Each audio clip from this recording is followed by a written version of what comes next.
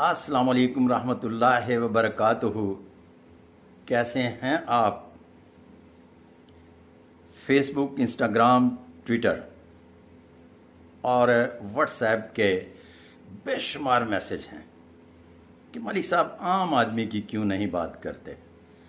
सबसे पहले तो मैं ये बताता चलूं कि ये एक हैंड प्रिंट देखिए, ये एक आम आदमी का है।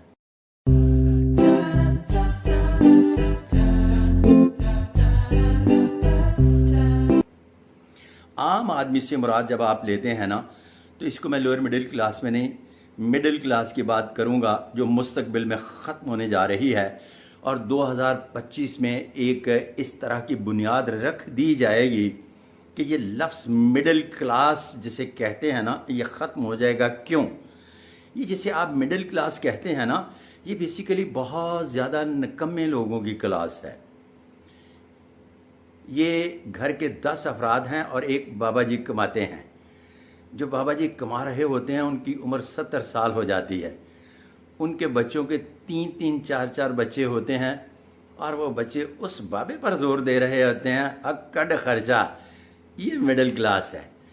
और फिर वो मैं एक प्रोग्राम आफ्ताब का देख रहा था, तो उसमें एक बाबा जी आए हुए थे, तो वो कह रहा था कि मेरे 5 पुत्र ने, ये पंजाब दे 5 दरिया ने, लेकिन इन्हां 5 च कोई पानी नां दी चीज़ नहीं हैगी। इस करके कि अज तक उन्होंने मैनू पुछया नहीं कि अब्बा जी तुहानू भी कुछ चाहिए। जब मैं new laws of palmistry by Sadiq Malik palmistry की बात करता हूँ, तो एक बात याद रखिएगा कि मुस्तकबिल का जो मिडिल क्लास लफ्ज़ है, इसको हम वर्कर क्लास कहेंगे। और इसमें मखलूत मुआशरा जो 2025 तक अपनी बुनियाद रखने जा रहा है, इसमें सबको काम करना पड़ेगा। क्यों?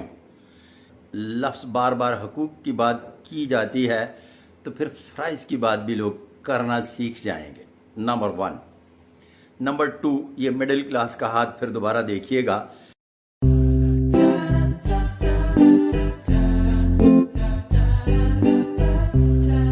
मिडिल क्लास के हाथ पर बहुत ज़्यादा उभार प्रोमिनेंट नहीं होते।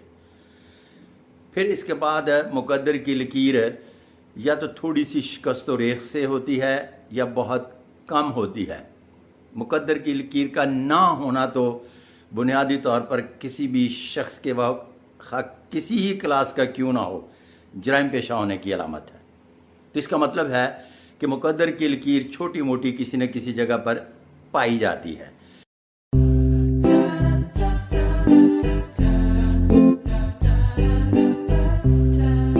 अब आम आदमी जो है ना, वो ये समझता है कि जब सारी बातें करवा लेता है तो फिर आया किस काम के लिए होता है।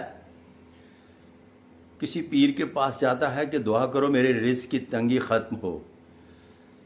पीर अमीर हो जाता है, उसके रिज़्क़ की तंगी ख़त्म नहीं होती। आम लोगों के पास जाता है, मेरी बीवी बहुत परेशान करती है, मुझे कोई तावीज़ धागा दें, मेरी बीवी राह रास्त पर आ जाए। आमल का घर चल जाता है, उसका घर नहीं चलता। बीवी मिडिल क्लास की आमलों, पीरों, फ़कीरों और हाथ दिखाने वालों के पास जाती है और किस्मत का हाल पूछती है कि मेरा बंदा बहुत निकम्मा है, इन्हों कम कदों मिलेगा।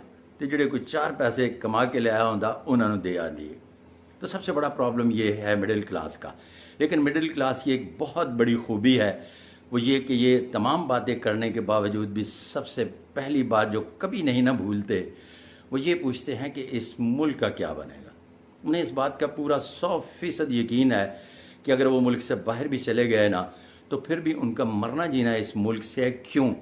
उनके आबा अजदाद, बहन, भाई, बीवी, बच्चे, अगर वो बीवी बच्चे ले भी गया है, तो जो 4 पैसे कमाता है ना, वो अपना घर बार और ज़िंदगी, चूँकि उसने बच्चों की शादी यहाँ करना होती है, तो वो सारी अपने मुल्क में बनाता है, जिसकी बुनियाद पर वो इस मुल्क से मुतल्लिक पूछना नहीं भूलता कि इसके हालात कब ठीक होंगे और हमारा मुल्क कब तरक्की करेगा।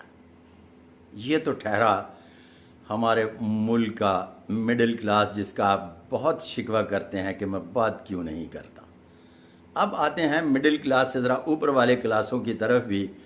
وہ بھی یہی سوال پوچھتے ہیں کہ ان کے بچوں کا کیا بنے گا، رزق روٹی کا کیا بنے گا۔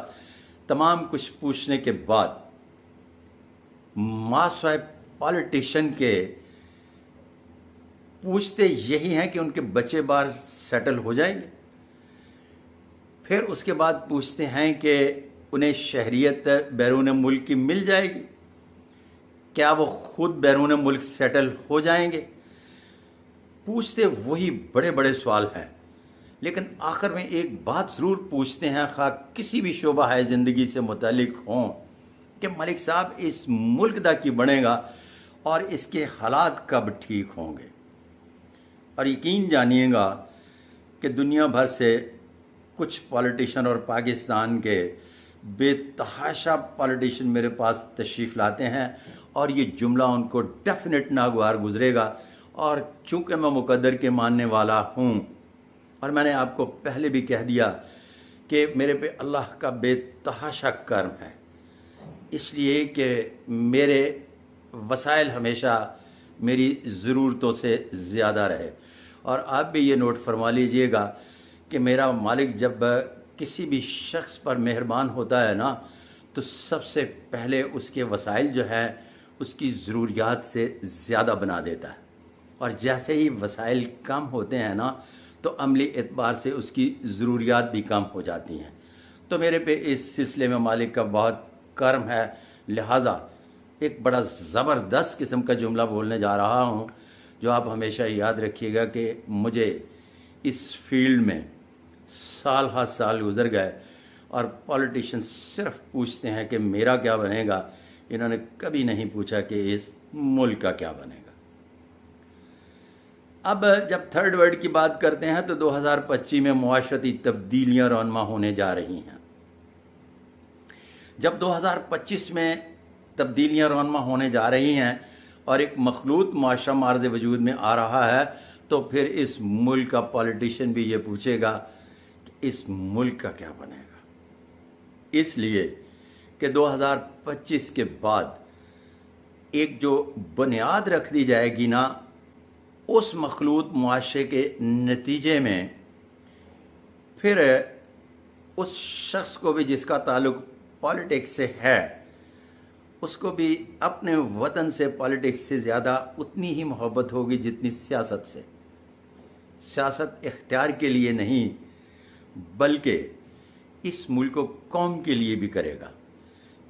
واللہ عالم بالصواب۔